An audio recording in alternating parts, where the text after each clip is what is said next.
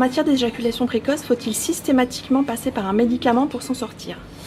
Alors la réponse, elle est clairement, pour l'instant, non. Pourquoi? Parce que l'éjaculateur précoce ou l'éjaculation précoce n'est pas une maladie. C'est juste un mauvais repérage de ses niveaux d'excitation sexuelle. Alors, il faut donc apprendre à mieux repérer ces niveaux d'excitation. On pourrait dire que l'éjaculateur précoce est à la sexualité ce que le chauffard est au conducteur. C'est-à-dire c'est quelqu'un qui n'a pas appris à gérer les commandes. Alors ça n'est pas avec un comprimé qu'on va rendre quelqu'un meilleur conducteur. On ne va pas vous donner un comprimé pour apprendre à faire du vélo, par exemple. Il faut s'y mettre et il faut comprendre quelles sont les données qui interviennent sur le phénomène de l'excitation. Alors, impossible de donner un calmant pour ça. Malgré tout, dans l'histoire, on a constaté que certains antidépresseurs sérotoninergiques avaient une influence sur le temps de survenue de l'éjaculation. Donc depuis un certain temps, on distribuait aux gens qui avaient ce problème des antidépresseurs sérotoninergiques.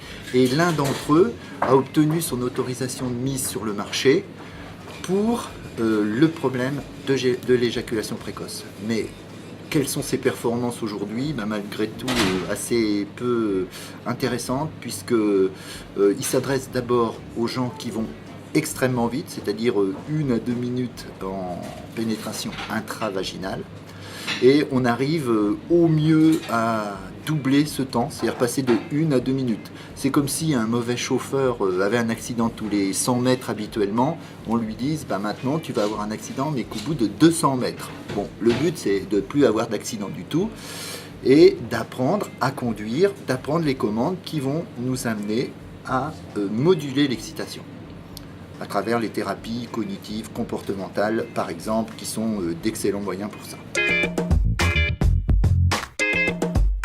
Est-ce que les médicaments Viagra, Levitra, Cialis traitent aussi les problèmes d'éjaculation précoce?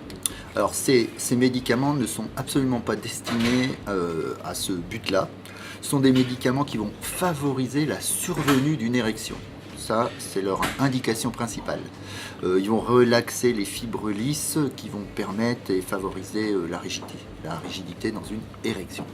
Alors ça ne joue absolument pas sur l'excitation sexuelle. Donc ça ne peut pas jouer sur le ralentissement de l'arrivée d'une éjaculation.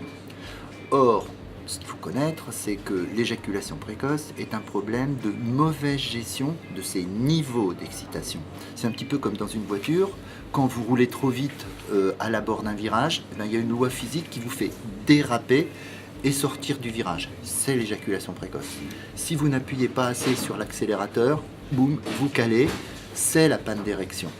Eh bien, tout le travail, ça va être d'apprendre aux hommes à repérer ces niveaux d'excitation, à plus ou moins appuyer sur l'accélérateur de l'excitation sexuelle et lui apprendre à naviguer entre 5 et 6 sur 10 d'excitation, l'équivalent de 90 à 120 dans une automobile, cette vitesse qui vous permet de passer tous les reliefs et tous les virages sans aucun problème.